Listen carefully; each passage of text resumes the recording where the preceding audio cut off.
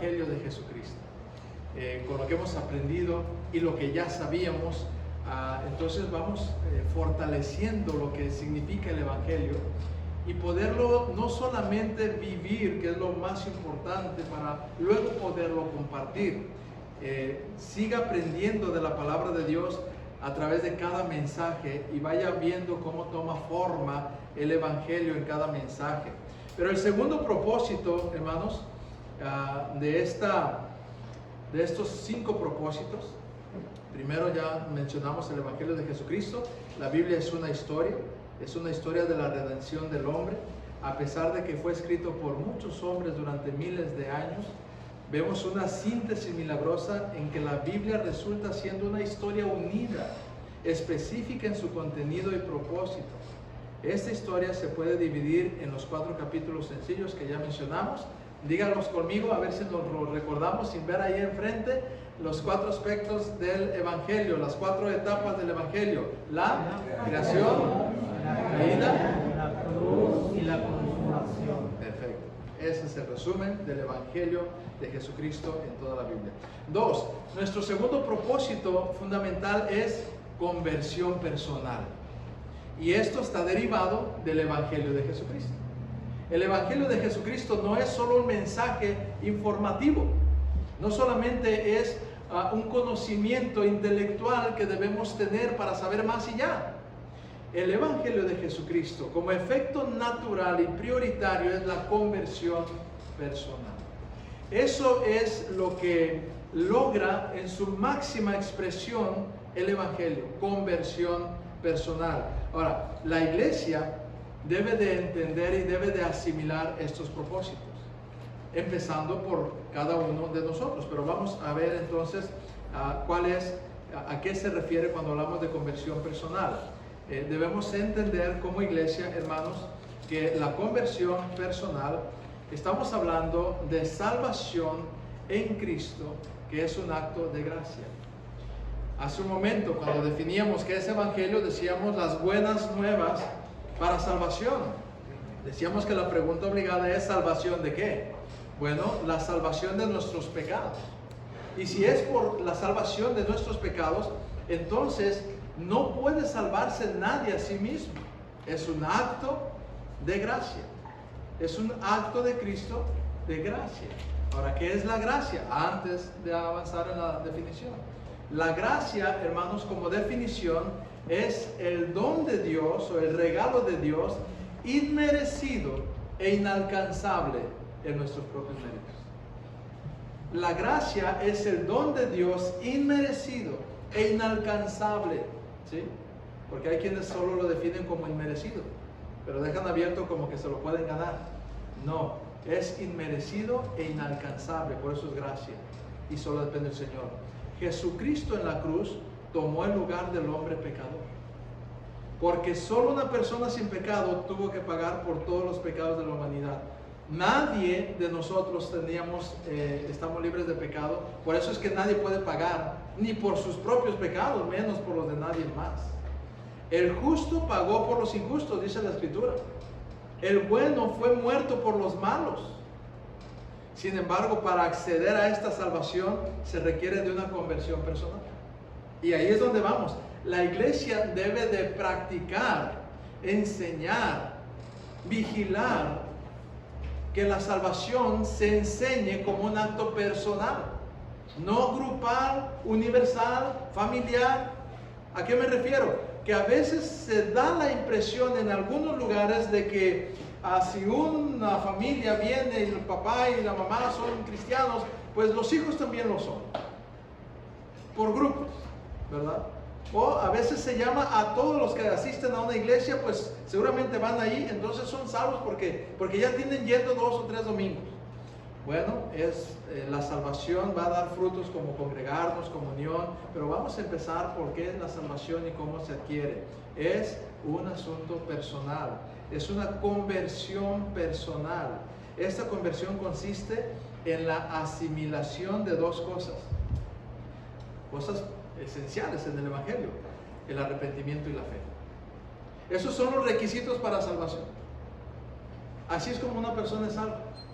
Y se van a dar cuenta cómo a veces hay aditamentos, hay cosas que se le han añadido en el siglo en el que vivimos. A veces le ponen un poquito de más para ser salvos. Pero la Escritura solamente habla de arrepentimiento y fe.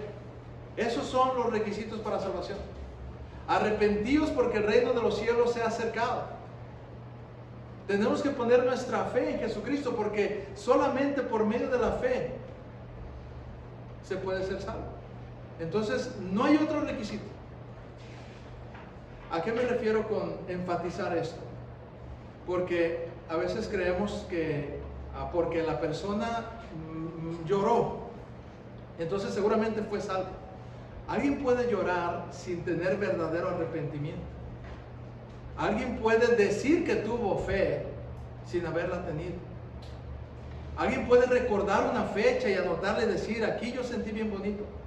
Bueno, muy bien, a veces se siente muy bonito, a veces se siente muy feo porque somos confrontados con el pecado. Pero ¿qué es lo que la Biblia enfatiza como requisitos de salvación? Arrepentimiento y fe.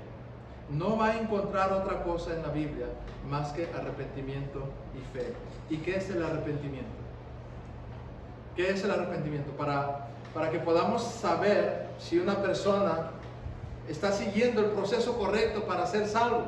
Es decir, para escuchar y recibir el Evangelio correctamente.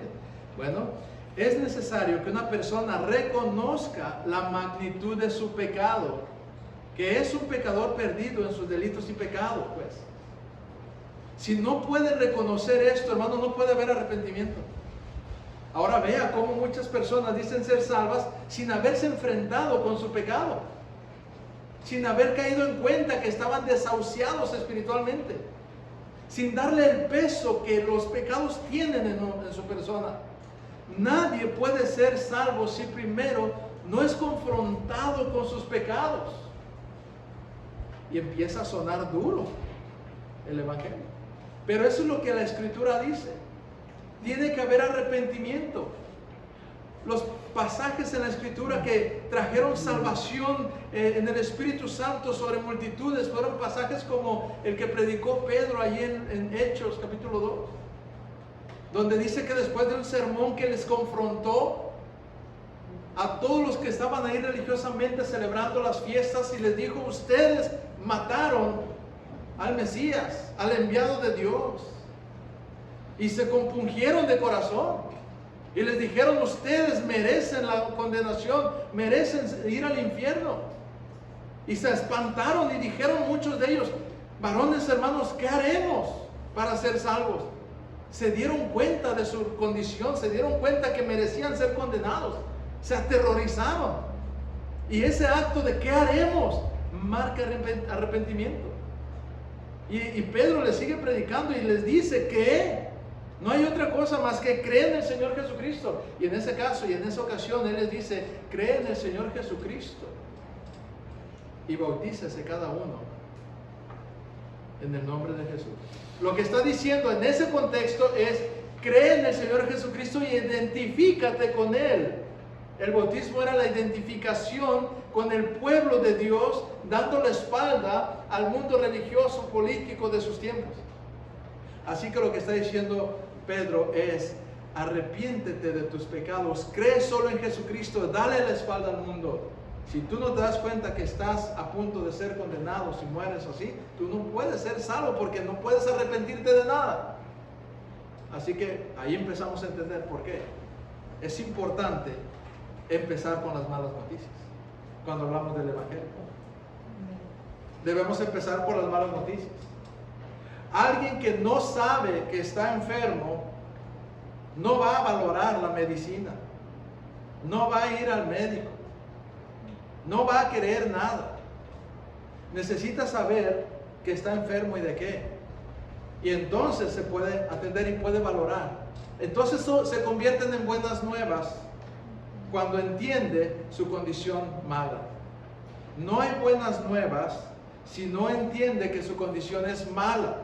Las buenas noticias es cuando estamos bajo una situación deplorable, una situación mala, cuando estamos nosotros en condiciones perdidas, y entonces vienen las buenas noticias. Si no, no son buenas noticias.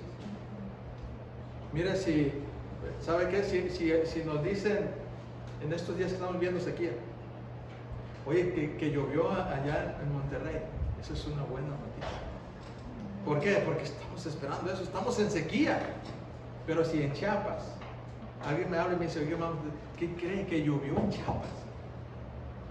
O sea, un chiapaneco entiende esto, ¿verdad? Viene el hermano Julio León, que vino la semana pasada. Viene de allá de Chiapas. Dice que ya ni pueden salir porque está lloviendo y lloviendo y lloviendo y lloviendo. Entonces estamos en una clase de Zoom ahí en línea, y entonces estamos nosotros preparándonos, y dice, perdónenme hermanos, hace como 3 semanas, me dice, perdón hermano, no me pude conectar porque estaba lloviendo, y nosotros aquí esperando la lluvia, ¿verdad? Y ellos dicen, estamos batallando aquí con la lluvia, todo el tiempo llueve. Entonces que llueva allá no son buenas noticias, porque allá eso es la condición normal. Pero que llueva aquí son buenas noticias, cuando entendemos que estamos en sequía. ¿Me entiende lo que estoy diciendo? Para que podamos saber que llueva es buena noticia, necesitamos entender cuánto necesitamos la lluvia. Para que un pecador entienda que el Evangelio son buenas noticias, que Cristo murió por sus pecados, él necesita entender que sus pecados lo condenan, que él está en pecado. Porque si vamos y le decimos, mira, Cristo te ama, de buenas a primeras, ¿sabe qué entiende la gente en el mundo cuando uno le dice, oye, quiero decirte que Cristo te ama? Pues la gente dice, pues para eso es Cristo, para amarlo. Yo no esperaría otra cosa de Cristo que me ame. Por lo tanto, pues Él me tiene que salvar. Si me ama, me tiene que salvar. Pero si le decimos, mira, Cristo te ama, pero, y ese pero nos lleva a la condición. Si es que vamos a empezar por Cristo te ama, jamás se pare primero en eso, porque si no, no va a entender el amor de Dios. Mira, Cristo te ama, pero, fíjate, y empezamos con la creación, si quieres. Dios hizo todo bueno. Dios hizo al hombre para su gloria y a la mujer para su gloria, a su creación. Pero el diablo entró en escena, engañó al hombre y a la mujer, y entonces pecaron. Y a partir de ahí, toda la raza humana está condenada. Porque en la edad todos hemos pecado. Venimos infectados. Y cuando uno nace, de continuo solamente quiere hacer el mal. Es la naturaleza. A un niño no le enseñas a mentir, no lo llevas a clases para que aprenda a engañar, no le das cursos de egoísmo. A un niño apenas empieza a tomar conciencia y esconde las cosas, ¿verdad? Y niega lo que hizo. Y es egoísta. Las primeras etapas naturales del niño es todo mío, todo mío, todo yo, todo yo. Eso es en el fondo la naturaleza pecaminosa, explicada socialmente y justificada, pero en la Biblia es pecado. ¿Por qué? Porque esa es la condición natural del hombre caído, y eso le lleva al infierno. La Escritura dice en Apocalipsis 21:8, pero los cobardes, incrédulos, abominables, homicidas, mentirosos, y todos los mentirosos, repetir, mentirosos, tendrán su parte, ¿en dónde? En el lago que arde con fuego y azufre, que es la muerte segunda. Hay pecados escandalosos como homicidio, hechicería, adulterio, pero dice todos los mentirosos. Ese pecado está allí para decirnos que cualquier pecado que cometamos nos condena. Con uno basta para condenarnos. Y el que dice que no ha mentido, yo les digo, esa es tu primera mentira. Ya estás condenado. Todos. Ahora, la gente no toma en serio eso, ¿no? Porque nadie le dice que así es. Y tenemos que explicarle a las personas, necesitas arrepentirte de tus pecados. Este reconocimiento en su propia vida hará que mire la necesidad espiritual de su vida. Cuando uno le lleva al punto de decirle, oye, tú no has pecado. Y la gente dice, pues sí, pero todos pecan. Sí, pero la pregunta no es si todos. ¿Tú no has pecado? Pues sí. Ok, ¿sabes qué dice la Biblia del pecado? Y lo llevamos a ver su condición. Por cuanto todos pecaron y están destituidos de la gloria de Dios. Hermano, eso debe aterrorizar a la gente allá, si lo cree. Debe aterrorizarnos. ¿Sabes qué es destituido de la gloria de Dios, amigo? ¿Sabes qué significa eso? No hay otro lugar sino el infierno eterno, la condenación para los que están fuera de la gloria de Dios. Esa es tu condición. ¿De dónde sacas que tú vas a ir al cielo? Que Dios sabe que Él te puede salvar. Sí, pero hay una sola forma de hacerlo. Arrepiéntete de tus pecados. El proceso de conocer su pecado no está solamente en el conocimiento de su maldad. O sea, no solamente que entienda que es pecador. Hay gente que entiende que es pecador y dice, y así quiero vivir. Bueno, el Evangelio te dice que el pecado es consecuencia de tu naturaleza y que te condena. Naturalmente tú mereces el infierno. Y si se enojan y dicen, ¿quién eres tú para decirme eso? No soy yo, soy un mensajero de Dios. Aquí lo dice la palabra de Dios. Y ustedes y yo, hermanos, debemos de predicar este evangelio de arrepentimiento. O sea, hay que llevar a la gente a que pueda arrepentirse. Para eso necesita conocer su condición. Si no le mostramos su condición real, estos no se pueden arrepentir. ¿De qué se van a arrepentir?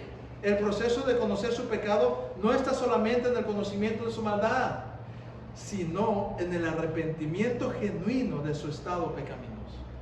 Y el Espíritu Santo es el que hace esa convicción, hermanos. Usted y yo no los vamos a convencer de nada. Les vamos a llevar el Evangelio, la realidad. Y el Espíritu Santo hará la obra. Como Él quiere, con quien Él quiere, cuando Él quiere. Pero es mandato a nosotros llevar el Evangelio a toda criatura. Por tanto, ir y predicar el Evangelio. Y el Evangelio consiste en un llamado al arrepentimiento. El arrepentimiento es necesario por causa de los pecados. Los pecados que condenan al hombre, del cual no sabe que lo condena. Eso es el arrepentimiento. Es indispensable. Si una persona no escucha la condición en la que vive, no puede arrepentirse. Y debemos saber eso. Aquí quiero hacer un paréntesis. Algunos de nosotros tenemos hijos que nacieron cuando nosotros ya éramos convertidos. Yo tengo 5. Ellos no son salvos solo por ir asistiendo a la iglesia conmigo y acoplarse a todas las actividades y me siguen cuando están pequeños y van creciendo y se acostumbran a la vida que yo les he dado porque pues eso es lo natural para ellos.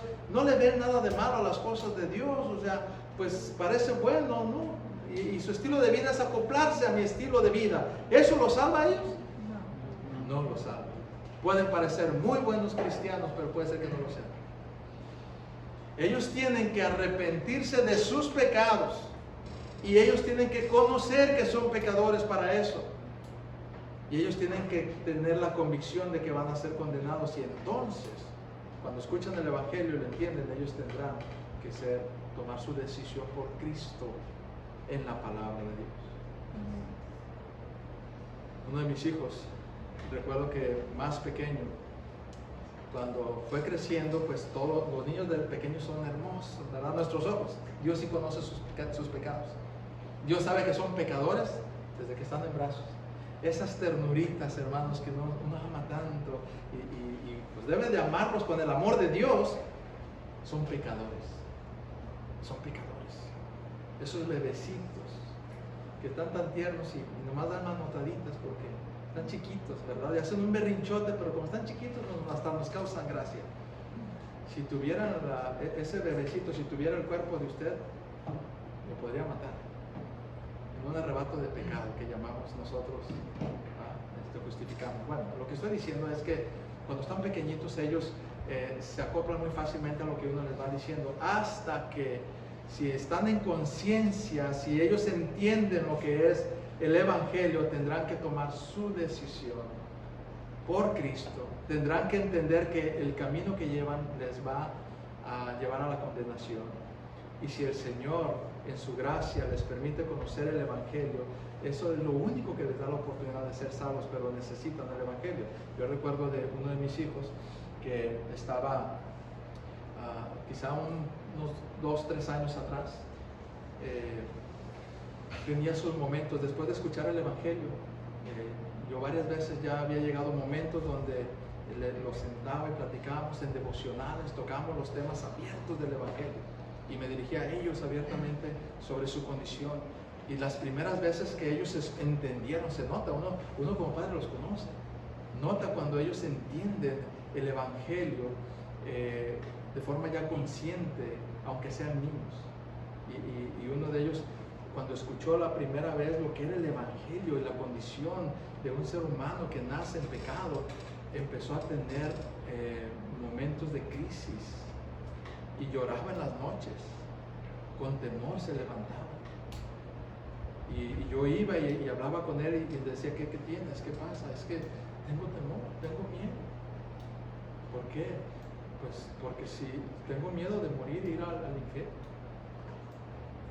¿De dónde sacó ese miedo? ¿De dónde viene eso?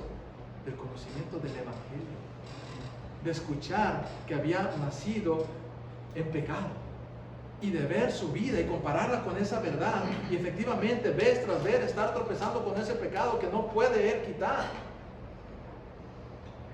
Y estuvimos orando y yo le explicaba el Evangelio y lo dejaba al Señor, y él luchaba con eso. Y aún así la salvación sigue siendo de Dios, no mía, y en el tiempo de Dios. Y pasó el tiempo escuchando esto, y un día él, con esta información del Evangelio haciendo obra en su corazón, entendió. El Señor le abrió los ojos en un instante, en algún momento. Y después de que en una de estas veces que hablábamos al respecto, él regresó después, lo mandé a orar y dijo, yo no te puedo salvar. Yo te digo lo que dice la Escritura, lo que hace Cristo, lo que es Cristo, tú pídele al Señor. Es un asunto tuyo y Dios. Yo voy a orar por ti. Yo voy a orar por ti. Yo voy a pedirle al Señor que tenga misericordia de ti y nada más. Ni siquiera yo puedo hacer una oración por ti para que repitiéndolo en automático tú seas salvo. Yo te enseño a orar y tú tienes que arreglar cuentas con Dios. Que Dios tenga misericordia de ti, seguiré orando por ti. Y un día, él fue salvo. Y supo que lo fue. Y fue de entender esto. Y no fue solamente con asistir una vez a la iglesia o convivir con nosotros los primeros meses de vida. Fue cuando entendió. Y a veces se batalla para entender. Pero necesita entender. Porque no hay otra forma de ser salvo sino por medio del Evangelio predicado claramente y que lo entienda en la gracia de Dios. Solamente se hace. Pero tiene que predicarse ese Evangelio. Y finalmente, no ha dejado de pecar, es decir, no es una persona santa, pero ahora el Evangelio está haciendo efecto de santificación. Ya no es un efecto para salvación. Los terrores del infierno ya no están. Ahora está la molestia de querer agradar al Señor y a veces no poder hacerlo. Es diferente que los terrores del infierno. Y el Evangelio sigue sanando cada vez más esa molestia, porque el Evangelio santifica. Pero hermanos, lo que estoy diciendo es que hay casos quizás en sus familias donde sus hijos no son salvos solo por venir a la iglesia. Tiene uno que sentarse y hablarles de esa conversión personal y explicarles eso, y la iglesia entender eso y empezar a promover que la salvación es un acto personal que tiene que ver con arrepentimiento y fe. ¿Qué es el arrepentimiento? El arrepentimiento, hermanos, es cambiar de dirección. Yo voy caminando en este rumbo, alguien me explica que allá hay un pozo que voy a caer, y cuando yo lo creo, yo voy a darme vuelta. Si yo lo creo, si fue arrepentimiento verdadero, entonces yo voy a caminar en sentido contrario. Yo no puedo seguir caminando hacia allá si en verdad creí ese mensaje. Porque si yo digo, no, sí es cierto, gracias por avisarme en el pozo, y voy y caigo, eso es arrepentimiento, ¿no? Arrepentimiento es un cambio de corazón, de dirección. Ok, me dicen que soy pecador, que voy rumbo al infierno, que voy a morir en ese lugar si no arreglo cuentas con Dios. Yo me paro y digo, no quiero seguir caminando ahí, no quiero, me dicen que allá hay un peligro, no quiero, ¿qué hago? Si estoy arrepentido, a donde sea menos a donde voy. Y mucha gente, cuando se le explica el Evangelio, empieza a entender esa parte de que voy mal, pero a veces no le damos seguimiento. Es más, ni el Evangelio le predicamos completo, solamente le decimos que va a ser condenado y que va a ir al infierno, que tiene que arrepentirse, y la persona entiende aquello y buscará, si no hay un cristiano, si no hay una iglesia, si no le proclamas el Evangelio completo, buscará la religión. Y hay muchos que cuando tuvieron un problema, vamos a llamar alcoholismo, drogadicción, llegó alguien, un evangélico, un creyente, y le explicó y le dijo que Cristo le puede salvar de ese problema y le puede dar una vida nueva, y que la vida que lleva, pues le lleva al infierno, y la persona entiende esa parte y ya, nunca más lo volvemos a buscar. Y viene un testigo de Jehová, y viene el mormón, y por lo menos al principio sí se lo puede llevar, porque él está buscando algo que se parezca a la religión, ya no quiere ir en ese camino. Pero ¿sabe qué pasa si solamente hay arrepentimiento y no fe? Es que va a dejar un pecado para meterse en otro. Si solamente es arrepentimiento sin fe, que en realidad resulta en remordimiento, no arrepentimiento, pero algunos creen que es arrepentimiento. Entonces, el evangelio no solo es arrepentimiento, es fe. Arrepentimiento y fe, entonces es verdadero arrepentimiento. Arrepentimiento sin fe, solo es remordimiento. Déjeme completar la ilustración.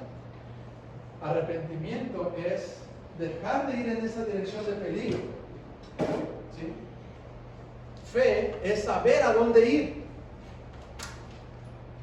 Hace unos años atrás, cuando era muy común, no sé por qué razones, me acuerdo que en ese año que explotó la refinería de no sé qué, que se quemó la refinería de no sé dónde, se estaba quemando Pemex en diferentes lugares.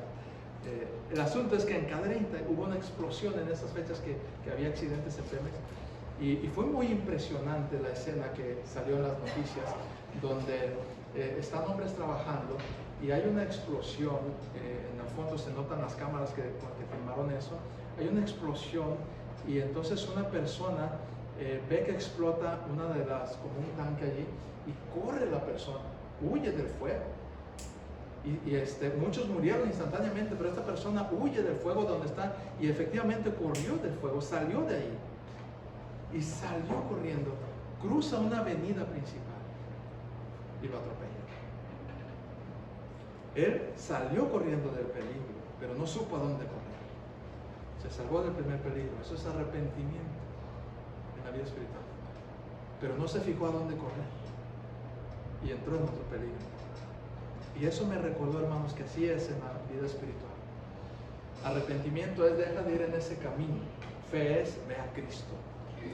No hay otro camino. La fe es a dónde correr. Solamente la fe en Cristo. No hay otro. Hay muchos caminos que el mundo te ofrece, pero solamente Cristo te salva. La salvación en Cristo es por gracia. Pero, hermanos, esta conversión consiste en la asimilación del arrepentimiento y la fe. Ahora, ¿qué es la fe? La fe es saber dónde correr. Es en quién voy a creer ahora. Ya no creo en lo que estaba viviendo. Es una vida de pecado, pero entonces ¿en quién voy a creer? No hay uno, no hay más de un camino, ni tres, ni cuatro, hay uno solo. Es la fe en Jesucristo. Sobre la base de un arrepentimiento verdadero, la salvación es un acto de fe. Es decir, yo creo lo que me están diciendo, que hay un peligro, y creo a dónde debo correr. El Evangelio tiene el mensaje completo. Te dice, no sigas en esa dirección, ve en la dirección de Cristo. La fe en Cristo es creer que Cristo murió por nuestros pecados y resucitó para darnos vida eterna. Es creer que Él en la cruz quiere justificar al hombre declarándolo absoluto de toda culpabilidad de pecado. Es creer que en la cruz Cristo quiere redimir al hombre, comprándolo de un lugar de condenación con el precio de su sangre.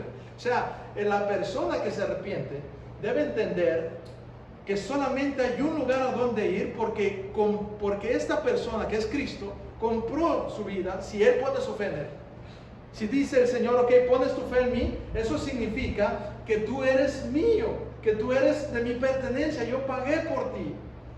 Y eso significa que le vas a dar la espalda al mundo. Significa que vas a renunciar a todo. Significa que vas a vivir para mí.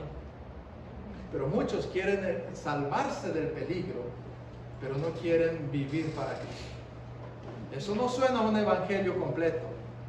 Y hay iglesias que promueven eso. Con que ya no anden en el mal, dicen. No viene a la iglesia, no ora, no tiene fruto, no confía en Cristo. No quiere el señorío de Cristo, pero se porta mejor. Hermanos, eso no es el Evangelio. Eso es remordimiento, no arrepentimiento. Arrepentimiento verdadero te lleva a confiar en Cristo. La salvación en Cristo es una vida nueva, un nuevo nacimiento, dijo Juan 3. ¿Se acuerdan del pasaje? El corazón de piedra del hombre es transformado en un corazón de carne. Ezequiel 36, 26. Dijo el Señor en aquella ocasión al profeta Ezequiel: os daré corazón nuevo. Está hablando del Evangelio cuando venga el Espíritu Santo. Y pondré espíritu nuevo dentro de vosotros. Y quitaré de vuestra carne el corazón de piedra. Y os daré un corazón de carne. Está hablando de la sensibilidad para venir a Cristo. Pero el verdadero cristiano, hermanos, entiende que ha pecado. Entiende que necesita cambiar de dirección. Y entiende que hay un solo lugar. Y es Cristo. Y se aferra a Cristo y a nada más. La carne lucha, la carne nos quiere llevar otra vez para allá, pero el Espíritu nos va a buscar siempre a Cristo. El Espíritu Santo, si hubo fe en Cristo, verdadera, es un imán que nos atrae a Cristo, un imán que nos atrae a su palabra, a su comunión, a su servicio, a su pueblo. Es un imán. Así que alguien que dice que es cristiano, pero repele la iglesia, repele la palabra, repele la comunión, repele la oración, pone pretextos para entrar en comunión con todo este ambiente de Cristo, hermano, no parece ser verdaderamente un cristiano. Tal vez tuvo remordimiento, tal vez es simpatizante, pero la verdadera salvación tiene que ver con arrepentimiento y fe, y la fe en Jesucristo. El corazón de piedra es duro, insensible a las cosas de Dios. Está orientado desde su nacimiento solamente al mal, mientras que el corazón de carne es suave y tierno.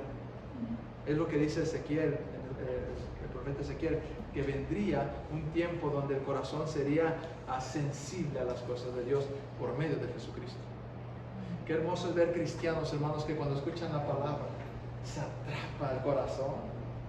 El cristiano se siente atraído a la palabra de Dios, donde se predica la Escritura, donde hay otro cristiano, donde hay una comunidad que tiene una visión celestial. Allí quiere estar el verdadero cristiano, el Hijo de Dios. ¿Sabe por qué? Porque tiene conversión personal. Es hijo de Dios genuinamente, se ha arrepentido de sus pecados, sabía que iba a morir en la condenación. El Señor lo salvó y ahora quiere vivir para su Señor. El Evangelio así se define, hermanos. Estaba condenado. Cristo murió por mis pecados. Quiero vivir para Él. Eso es el Evangelio. Sencillamente estas tres verdades determinan al que verdaderamente es hijo de Dios. Convicción en tres cosas. Era condenado. Cristo tomó mi lugar. Quiero vivir para Él. Eso es. ¿De dónde viene eso? ¿De dónde trae esa convicción? De predicar el Evangelio de Cristo. El Evangelio centrado en Jesucristo, que produce verdaderamente arrepentimiento y fe. Romanos 3:10, se los voy a dejar de tarea, hermanos. Y les voy a dejar una tarea ahí de verdad muy interesante para que la hagan luego en la próxima sesión que toque.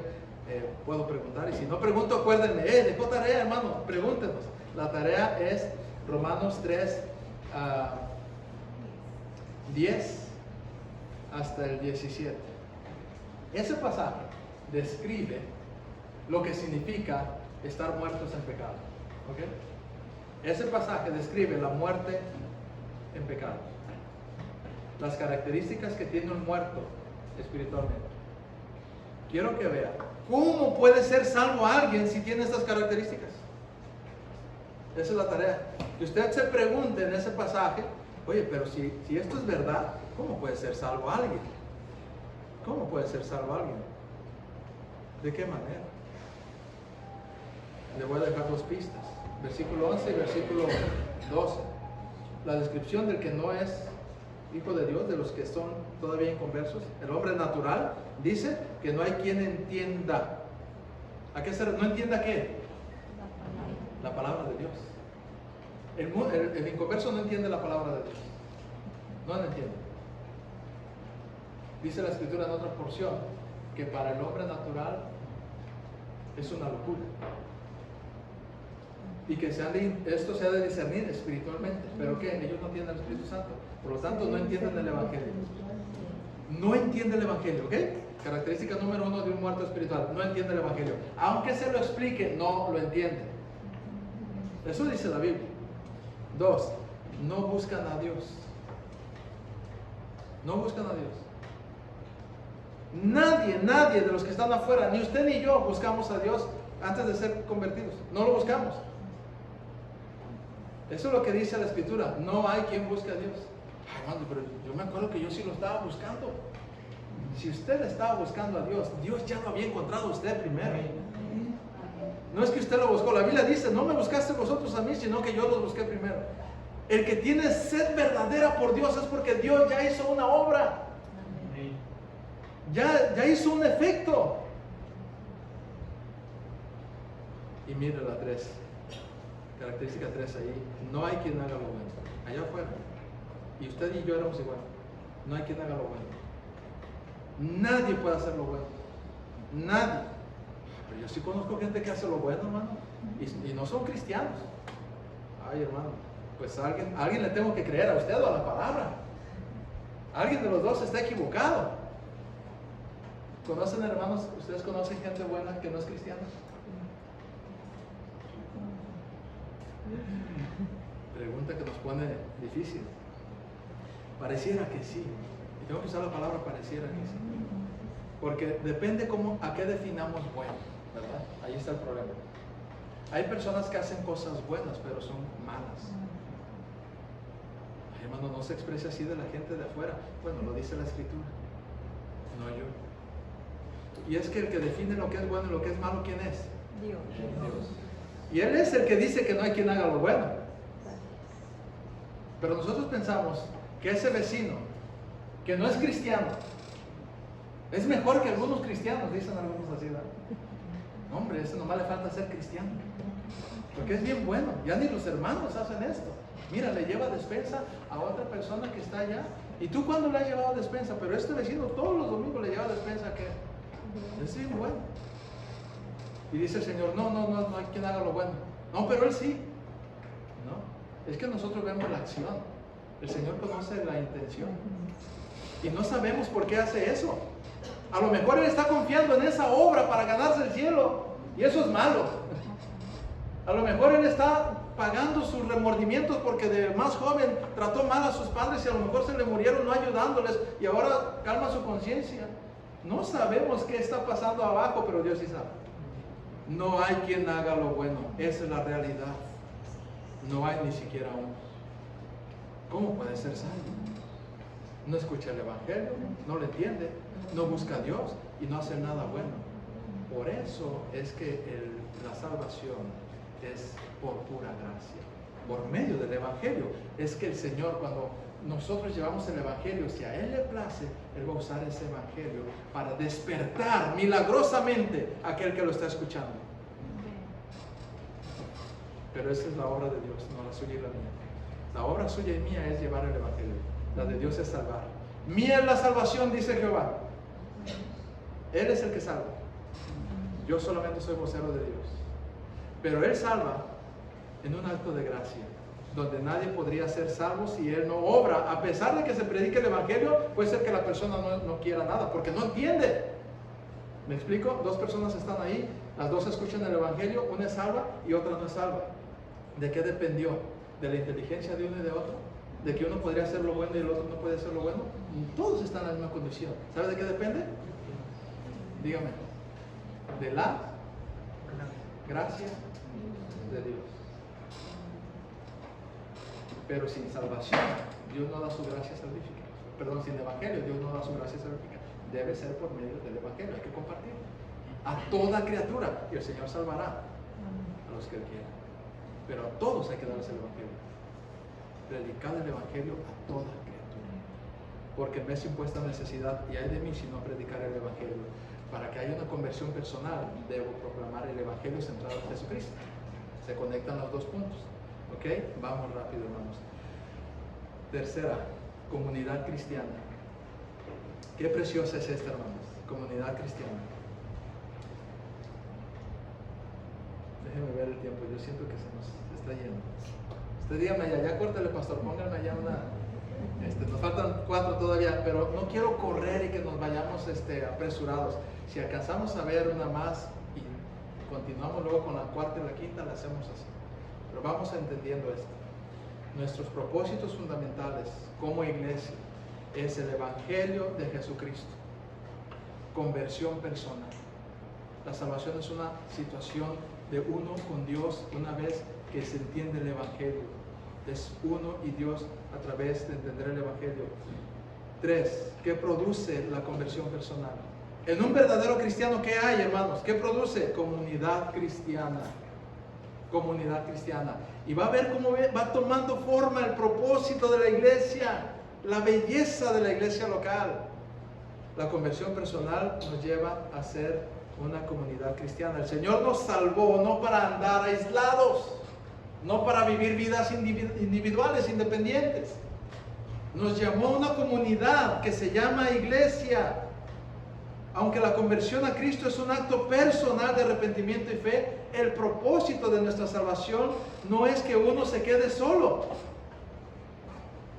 No es para que cada quien encuentre su propósito en sí mismo. Sin negar la importancia de una constante meditación personal con Dios en la vida de un cristiano, reconocemos que hemos sido creados para comunión y comunidad. O sea, sí hay una relación personal entre cada creyente y Dios, pero esa relación personal que tenemos con Dios tiene un propósito, funcionar en comunidad. Para eso yo tengo una relación personal con Dios, para injertarme en el cuerpo de Cristo, en el cuerpo local, miembros los unos de los otros, comunidad cristiana. Eso produce. ¿Se acuerdan de cuando nació la iglesia primitiva? Cuando comenzó la iglesia, característica que tenía la iglesia, estaban todos juntos, unidos, ¿sí? Estaban juntos y tenían todas las cosas en común. Esa es la característica de la conversión. El Señor añadió aquel día como 3,000 personas. ¿A dónde los añadió? A la iglesia. Y entonces la iglesia impactó a la sociedad cuando empezaron a vivir la comunidad. Así es como impacta una iglesia a la sociedad. Cuando entienden su propósito local delante de Dios, en una relación personal que fortalece la unidad de la iglesia para impactar a la sociedad. Así es como el Señor hace su obra en nuestra comunidad, en todas las generaciones. Un marco para entender toda la Biblia es que a lo largo de la Biblia vemos a Dios formando comunidades centradas en Dios. En el huerto del Edén, ¿se acuerdan? Dios quería hacer allí una comunidad. ¿Qué fue el primer mandato que le dio a Adán y a Eva? ¿Cuál fue el primer mandato que les dio a los dos juntos? Multiplicarse. El primer trabajo conjunto. Multiplíquense. Quiero un pueblo para mi gloria. Quiero una comunidad. Quiero una familia. El Señor ya se paseaba con ellos en el huerto del Edén y lo que el Señor quería era tener comunión con una comunidad. Luego, esa primera fase pues termina con la expulsión de Adán y Eva del Edén.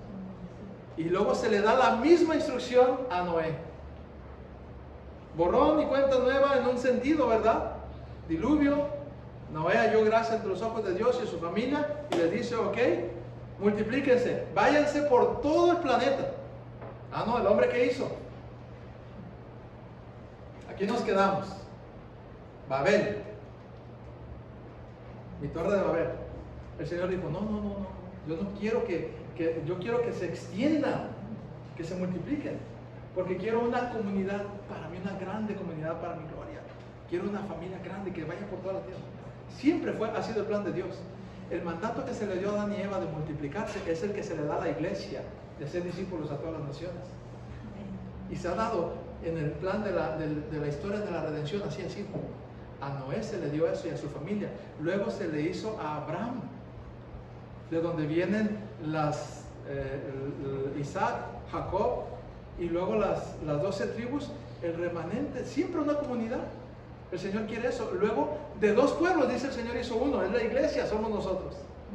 El Señor quiere un pueblo para su gloria, representado aquí en la tierra por la iglesia local. Así que cuando Jesús en Mateo 16 declara, edificaré mi iglesia, Él anuncia la llegada actual de la comunidad centrada en Dios.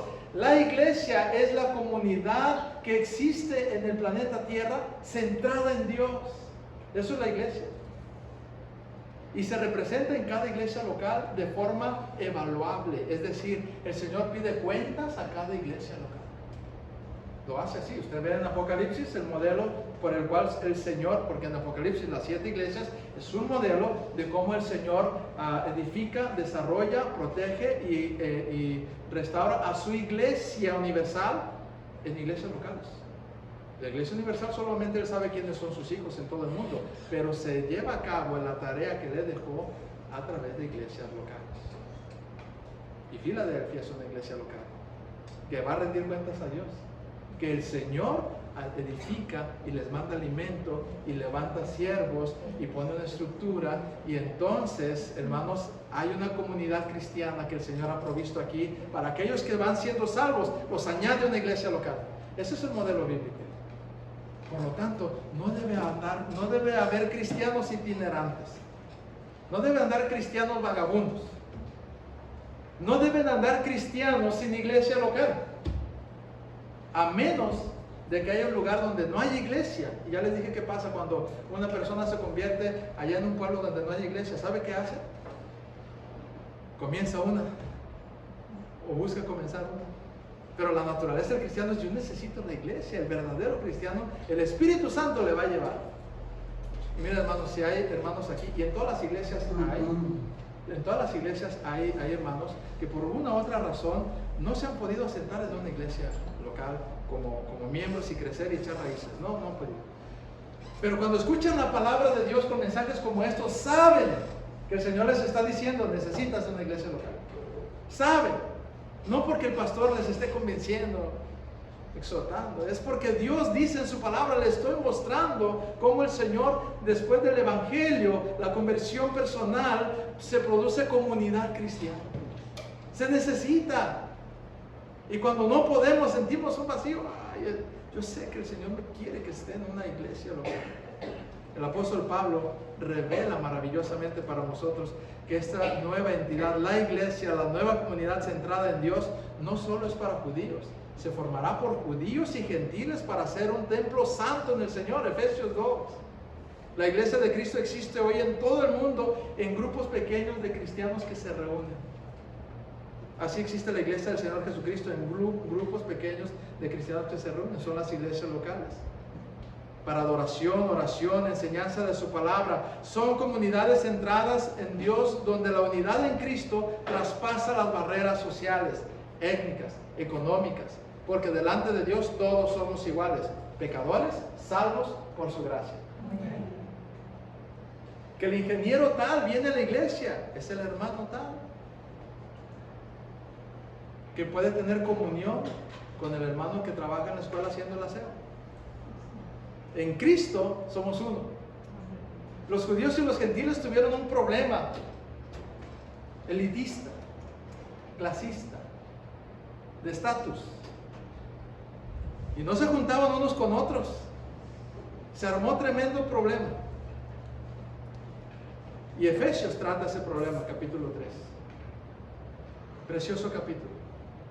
Pablo tiene que venir a arreglar ese problema como apóstol, enviado por el Señor, y les dice: por esta misma causa, y está hablando del problema que había de división, doblo mis rodillas, porque la familia se compone delante de Dios de todos los que invocan su nombre, sean judíos o gentiles, esclavos y libres. Y está describiendo los estatus que en nuestros días hay a veces: profesionistas y laicos, jefes y obreros, los que vienen del pueblito y los que viven en la metrópoli. Hermano, el Señor te trajo por su sangre redimido a esta iglesia local. Eres miembro del cuerpo de Cristo a través de esta iglesia local. Todos somos iguales. Gloria a Dios por ello. Debemos de practicar esa comunidad, hermano, con esa familiaridad, hermanos en Cristo. Había una hermana allá en Monterrey hace varios años, buena hermana, una abogada en un puesto muy reconocido en Monterrey, muy reconocido. Recientemente se convirtió y no entendía todo esto y se ofendía cuando le decían hermana, porque quería que le dijeran licenciada, abogada, y se ofendía. Pero los hermanos lo trataron, era una forma de hacerla sentir parte, hermana, y ella se ofendía. Yo recuerdo decirme después de varios meses a esta hermana, hermano, qué pena me daba y cómo me arrepiento, cómo yo no entendía eso. Después de una explicación del evangelio así, ella se avergonzaba y decía, ¿cómo es que yo decía que me llamaran tal cual? Soy la hermana fulana y punto. Y qué bendición serlo. El cambio vino en ella por medio del evangelio. Hermanos, eso hace verdaderamente que en Cristo seamos uno. Y eso solo lo hace el evangelio de Jesucristo cuando hay una conversión personal y se produce comunidad cristiana, donde todos, hermanos, sin la barrera cualquiera que tengamos culturalmente, podemos llamarnos y vivir como hermanos. Les animo, hermanos, que podamos nosotros tener romper esa barrera. No digamos a veces por estatus, ¿no? A veces por otras cosas. ¿Qué tanto entre nosotros nos acercamos unos a otros? ¿Qué tanto está nuestra comunidad entre los que estamos aquí? Mire, yo estoy llegando, ¿verdad? Prácticamente ya lo que es a la interacción y yo necesito pues, conocerles y acercarme más y todo, pero muchos ya de ustedes ya tienen años acá. Esto, hermanos, estas clases deben de ponernos a pensar y retarnos a dar ese paso, de decir, soy en Cristo, igual que tú, mi hermano. Somos uno en Cristo y debemos de practicar, de acercarnos. Es que quién sabe cómo será el hermano o la hermana.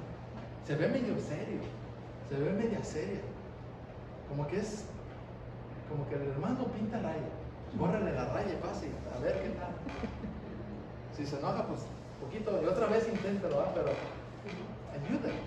Y usted mismo borra esas rayas. Todos tenemos rayas ahí que como que pintamos con otros, ¿no? Hermanos, el Espíritu Santo nos mueve a dar ese paso. La carne no, el Espíritu Santo sí. Le animo a que vivamos esos propósitos fundamentales. Nos quedan 2, y si me aguantan, hermanos, los terminamos. ¿Cómo vamos de tiempo? No, tenemos una hora ya. Le damos una hora. Para no correr, vamos a dejar el 4 y el 5 para explicarles bien. Hasta aquí vamos a ver los propósitos fundamentales a 1, 2 y 3.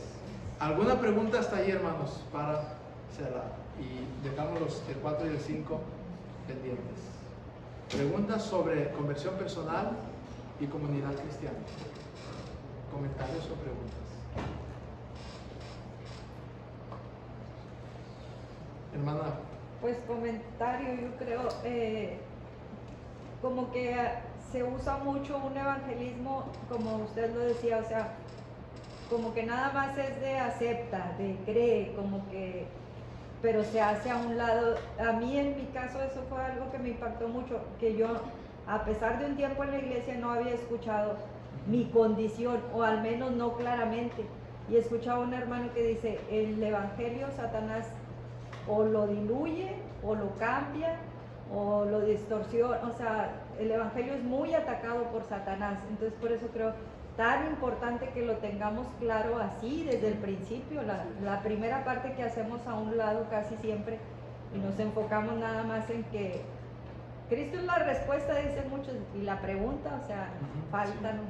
Sí. Y sí, fíjense que si es Cristo la respuesta, Dios es amor, todas esas son verdades, pero son verdades mutiladas. Cuando las cortamos así no tienen el mismo efecto. No tienen el mismo efecto. Cuando las insertamos donde corresponden, si Cristo ¿la respuesta a qué? A mi pecado. Ah, tengo un pecado.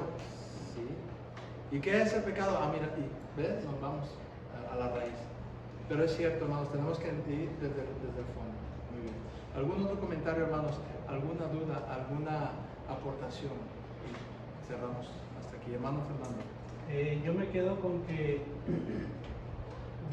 menciona muy bien la conversión personal y habla muy bien de que hemos aceptado a Cristo, hemos visto a Cristo en la cruz por medio del Evangelio. Pero ¿cómo nos vemos ante la sociedad? Porque somos como cristianos de